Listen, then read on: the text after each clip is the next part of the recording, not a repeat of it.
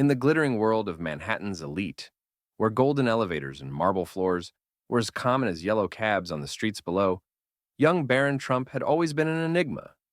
Standing at 6 feet and 3 inches at just 17, he cut an imposing figure in his tailored suits. Yet there was something in his eyes that spoke of a deeper story, one that few had ever glimpsed. It was a crisp autumn morning when everything changed.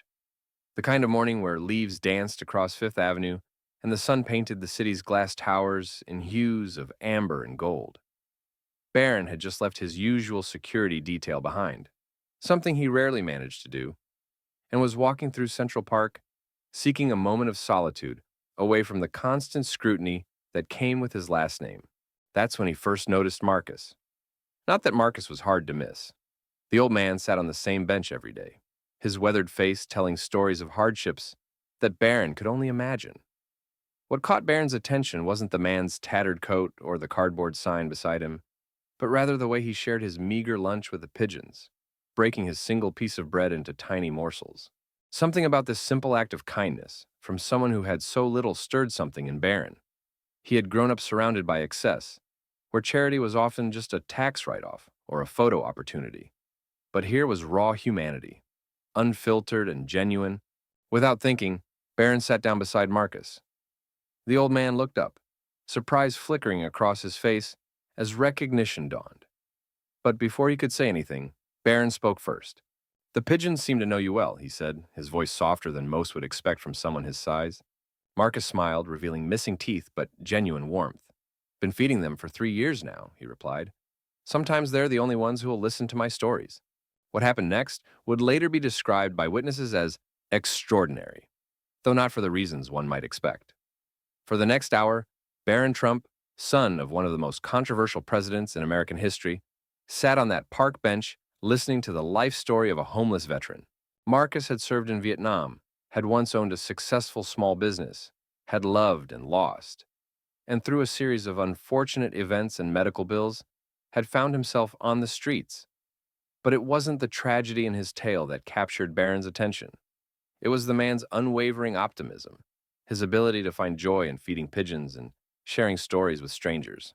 As they talked, a small crowd began to gather at a distance, phones discreetly recording the unusual scene. But for once, Barron didn't notice or care about the attention. He was too engrossed in Marcus's stories about his grandchildren, whom he hadn't seen in years, since pride kept him from reaching out in his current condition. The conversation took an unexpected turn when Marcus mentioned his granddaughter's dream of becoming a doctor. His eyes lit up as he spoke about her academic achievements, but dimmed when he admitted he couldn't even afford to send her a birthday card anymore. She's graduating high school this spring," Marcus said, his voice cracking slightly. "Top of her class, just like her grandmother was." Barron felt something shift inside him. All his life, he had been taught about business, about maintaining an image, about the importance of the Trump name. But sitting here, listening to Marcus, none of that seemed to matter. "Would you like to see them again?" Barron asked suddenly. "Your family?" Marcus stared at his worn shoes, embarrassment crossing his weathered face. "I couldn't. Not like this. They deserve better than a grandfather who can't even—" But Barron was already pulling out his phone. The action caught the attention of his security detail, who had finally located him and were maintaining a respectful distance. What happened next would later make headlines, though not in the way anyone expected. Over the next few weeks, Barron began implementing a plan that would challenge everything people thought they knew about the youngest Trump. He didn't just throw money at the problem. That would have been the easy solution. Instead, he did something his father's critics would never have expected from anyone bearing the Trump name. He got personally involved. Working with local veterans organizations, Barron helped Marcus navigate the complex system of veterans' benefits he was entitled to, but had never claimed.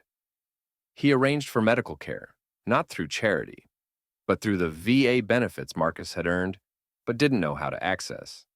But most importantly, he listened. Every day, between his own studies and obligations, Barron would return to that bench in Central Park. The media caught wind of the story, of course. How could they not? The tall, usually reserved son of Donald Trump, sitting for hours with a homeless veteran, wasn't exactly inconspicuous. But when reporters approached, Barron did something unprecedented. He refused to comment. This wasn't about publicity. It was about something far more personal. 3 weeks into their friendship, Marcus revealed something that changed everything. In his coat pocket, he carried a folded piece of paper, his honorable discharge from the Marine Corps. But it wasn't just any discharge paper. The name on it read, Marcus J. Wellington. And suddenly, Barron understood why the man's story about his granddaughter's academic achievements had seemed so familiar. Sarah Wellington, Marcus's granddaughter, was in the same advanced placement program as Barron at his school. She was indeed top of her class, and Barron had seen her name countless times on the honor roll, never knowing the connection to the man on the bench. This revelation hit Barron like a thunderbolt. Sarah, the quiet, brilliant girl who sat 3 rows ahead of him in AP chemistry, was Marcus's granddaughter. The same girl who worked part-time at the school library to save for college, who had won the state science fair with her research on affordable water purification systems. The next day at school, Barron found himself studying Sarah with new eyes. She had Marcus's kind smile, though she wore it more freely. During lunch break for the first time ever, he approached her table in the cafeteria. "Your grandfather misses you," he said simply, sliding into the seat across from her. Sarah's fork clattered to her tray. "What?" she whispered, color draining from her face. Over the next hour, as their untouched lunches grew cold, Barron told her everything. About meeting Marcus in the park, about their conversations, about the pride in his voice when he spoke of her. Sarah's eyes filled with tears as she explained how the family had searched for Marcus for 2 years after he disappeared, how they'd filed missing persons reports, how they'd never stopped hoping. "He didn't want us to see him fail," she said softly, "but we just wanted him home." That afternoon, instead of his usual car service, Barron walked with Sarah to Central Park.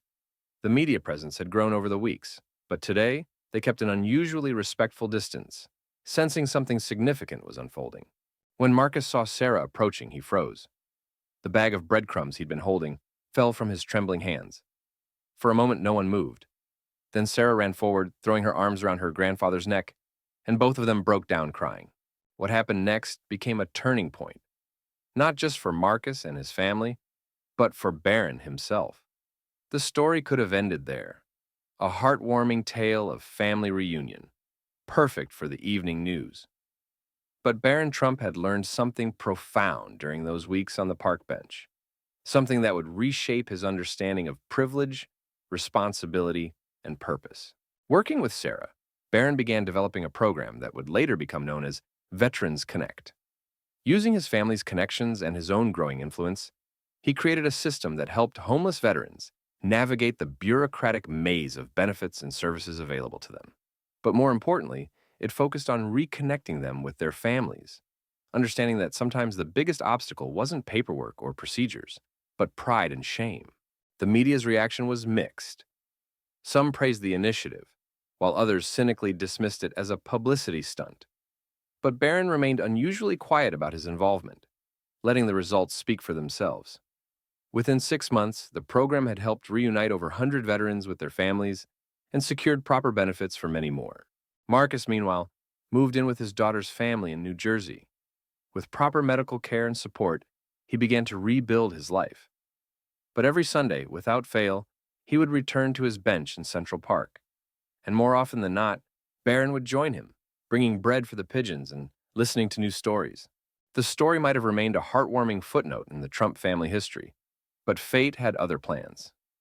1 year after meeting Marcus, Barron found himself facing an unexpected challenge that would test everything he had learned about compassion and public service. It happened during a high-profile charity gala at Trump Tower. The event was meant to launch a new luxury hotel development, with the usual mix of celebrities, politicians, and business elite in attendance. Barron, now more comfortable in his public role, but still preferring to stay in the background, was manning the Veterans Connect information booth, something that had initially raised eyebrows among the event planners. During the evening, an elderly woman approached his booth. She was elegantly dressed, clearly belonging to the upper echelons of society. But there was something familiar in her eyes that reminded Barron of Marcus. "My son," she said quietly, her perfectly manicured hands trembling slightly as she held out a photograph. "He served in Afghanistan. We haven't heard from him in 3 years." Her name was Eleanor Blackwood, wife of real estate mogul Richard Blackwood, one of his father's biggest competitors. The irony wasn't lost on Barron, but neither was the pain in her voice. The photograph showed a young Marine in dress uniform, his smile bright and confident. According to Eleanor, after returning from his third tour, James Blackwood had struggled with PTSD. One day, he simply disappeared, leaving behind a successful career in his father's company and a family desperate for answers. What happened next would challenge not only Barron's commitment to Veterans Connect, but also his family's business relationships. Richard Blackwood had been publicly critical of the Trump family for years, and helping his son could be seen as either a peace offering or an exploitation of a sensitive situation. Barron chose to do what Marcus had taught him, to see beyond names and reputations to the human story underneath. Working with Sarah, who had become an integral part of Veterans Connect while pursuing her pre-med studies, they began a careful search for James Blackwood. The search led them through homeless shelters in 5 states, following a trail of odd jobs and brief stays. They discovered that James had been avoiding using his real name, ashamed of how far he had fallen from his former life. The breakthrough came from an unexpected source: Marcus's network of veteran friends who had created an informal support system across the country. James was found living in a small fishing community in Maine, working as a boat mechanic under an assumed name. The man they found bore little resemblance to the confident Marine in the photograph. His hands were calloused from manual labor, his expensive education apparent only in the books scattered around his modest apartment. Military history and engineering texts mixed with dog-eared novels. When Barron and Sarah finally met James, they found a man both broken and resilient. He had chosen this life not just to escape his demons, but because the simplicity of fixing boats and living by the sea had given him a peace that his previous life of corporate pressure and social expectations never could. "I couldn't be who they wanted me to be anymore," James explained, sitting in the small dockside cafe where they'd arranged to meet. Every board meeting felt like a firefight. Every social event was a minefield of triggers I couldn't explain to anyone. The media, always hungry for a story involving the Trump name, had somehow caught wind of Barron's involvement in locating the Blackwood heir. Speculation ran wild about corporate espionage and business leverage. But Barron did something that surprised everyone. He kept James's location private, even from the Blackwoods, until James was ready. Instead of immediately orchestrating a family reunion, Barron spent several weekends traveling to Maine, sitting with James on the docks, listening just as he had with Marcus. Sarah joined them when she could, offering insights from her medical studies about PTSD and trauma recovery. Together, they helped James understand that returning to his old life wasn't the only option, that healing might mean finding a new path entirely. The breakthrough came during a violent northeastern storm. A fishing boat had lost power and was taking on water near the harbor. Without hesitation, James joined the rescue effort, his military training and engineering knowledge proving crucial in saving the crew. For the first time since returning from Afghanistan, he felt his skills being used for something meaningful, something real. This incident sparked an idea. Working with Veterans Connect, Barron and James developed a new program, Sea Change, an initiative that would employ veterans in coastal conservation, marine rescue, and boat maintenance. It combined the peace of maritime work with the sense of purpose many veterans missed from their service days. When James finally agreed to meet with his parents, it wasn't in a corporate office or luxury restaurant. Instead, they came to Maine, to the small workshop where he repaired boats. Eleanor Blackwood, still elegant in her designer clothes, hugged her son tight, not caring about the engine grease that stained her outfit. Richard Blackwood, seeing his son truly at peace for the first time in years, set aside his corporate ambitions and pride. The meeting between the Blackwoods and Trumps that followed wasn't about business mergers or real estate deals. Instead, both families found themselves discussing veteran support programs, with Richard Blackwood eventually becoming one of the largest donors to both Veterans Connect and Sea Change. But the most significant change was in Barron himself. The media began noticing a shift in the youngest Trump's public appearances. Gone were the carefully scripted charity galas and formal functions. Instead, he was often found at veteran centers, small community events, or simply sitting on that same park bench with Marcus, still feeding the pigeons. The story took another unexpected turn when Barron's 18th birthday approached. Traditionally, Trump family birthdays were lavish affairs, celebrated in gilded ballrooms with celebrity guests and extensive media coverage. But Barron had other plans. Instead of a traditional party, he organized a community gathering at a local veterans center. The guest list included Marcus and his family, James Blackwood and his fellow Sea Change participants, and dozens of veterans who had been helped by Veterans Connect. The media wasn't invited, though some enterprising photographers managed to capture images that would later go viral. Barron Trump, heir to a business empire, serving food alongside homeless veterans, laughing with Marcus, and discussing boat mechanics with James. The event became a turning point in how the public perceived not just Barron, but the entire concept of privilege and responsibility. Sarah, who had been accepted to medical school with a full scholarship, gave a speech that brought tears to many eyes, speaking about how her grandfather's story had inspired her to focus her medical career on veteran health care. But the real surprise came when Barron announced his own plans for the future. Standing before the gathered crowd, looking more comfortable in jeans and a simple button-down shirt than he ever had in designer suits, he revealed his decision to take a gap year before college.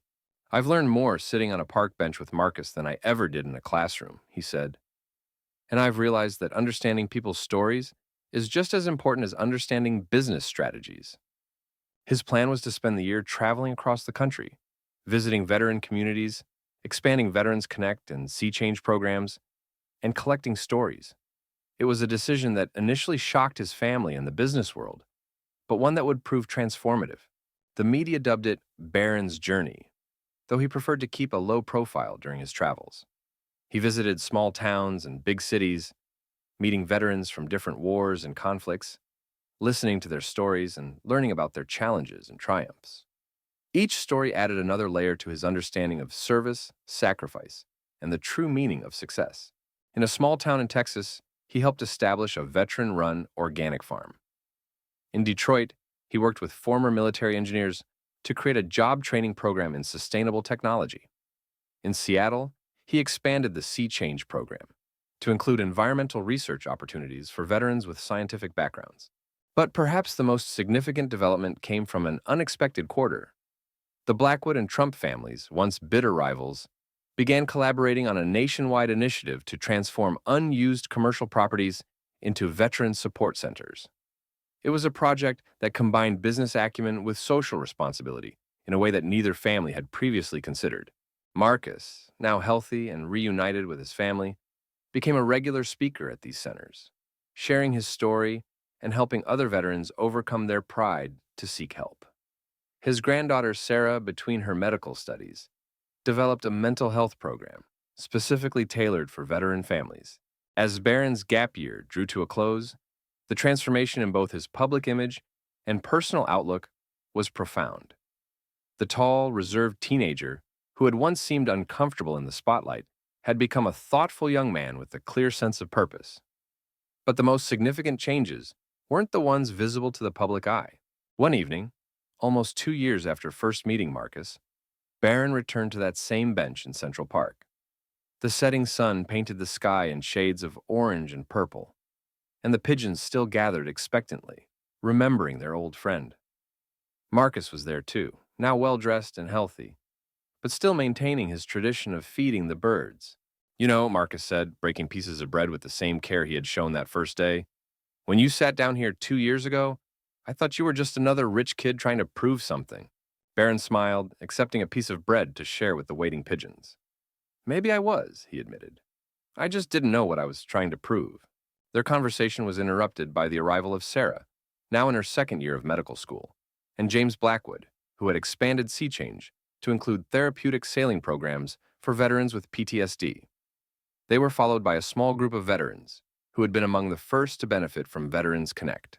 What happened next became known as the bench meetings, regular gatherings where veterans, students, business leaders, and others would come together to share stories and ideas. The simple park bench had transformed into an unlikely symbol of bridge building across social and economic divides. The media eventually caught on to these meetings, but their coverage had changed. Gone were the skeptical articles about publicity stunts and political maneuvering. Instead, they focused on the real stories of lives changed and communities transformed. As Barron prepared to begin his college studies, he made another unexpected decision. Rather than pursuing a traditional business degree, he chose to double major in social work and public policy, with a focus on veteran affairs. It was a choice that raised eyebrows in some circles, but one that felt true to the lessons he'd learned during his journey. The story might have ended there, but life has a way of coming full circle. On the day Barron announced his college plans, a young woman approached him in Central Park. She was carrying a familiar-looking cardboard sign and wearing a military jacket. Her story was different from Marcus's, but the look in her eyes was the same, a mixture of pride and pain, of dignity fighting against circumstances. Without hesitation, Barron sat down beside her, just as he had with Marcus 2 years before. "Would you like to share your story?" he asked quietly. And so another chapter began, proving that sometimes the most significant changes in life don't come from grand gestures or elaborate plans, but from simple moments of human connection, like sharing bread with pigeons on a park bench. The legacy of Barron's transformation extended far beyond the programs he helped create. It demonstrated that privilege could be used as a tool for understanding rather than separation. That true leadership often means simply listening, and that everyone, regardless of their background or family name, has the capacity to create meaningful change.